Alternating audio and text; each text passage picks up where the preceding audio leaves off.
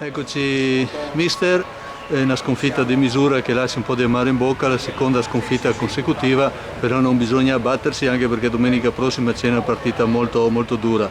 Il pericolo è che i ragazzi magari vanno un po' giù di morale. Andando sulla partita lei trova il risultato giusto alla fine? Diciamo che sì, l'Operaggino non ha rubato niente. L'unica cosa che un attimino mi dà un po' di fastidio è come abbiamo preso il primo gol, perché è stata un'ingenuità madornale che a questi livelli qua non si possono permettere. Però c'era ancora tutta la partita davanti, forse dovevamo fare un qualcosa in più. No, sono d'accordo, sicuramente c'è tutta la partita, però è chiaro che il gol ha un attimino rotto gli equilibri e dopo magari abbiamo iniziato a giocare meno tranquilli e quindi è risultato tutto più difficile.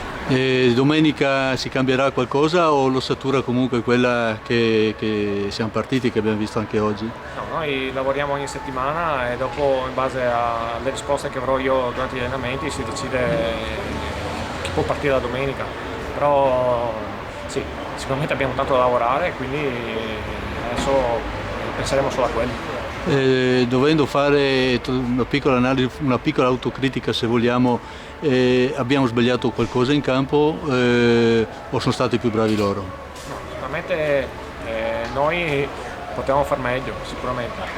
Gli avversari comunque a mio modo di vedere sono una squadra che è stata costruita comunque per puntare al salto di categoria, quindi loro soprattutto davanti e in mezzo hanno qualità.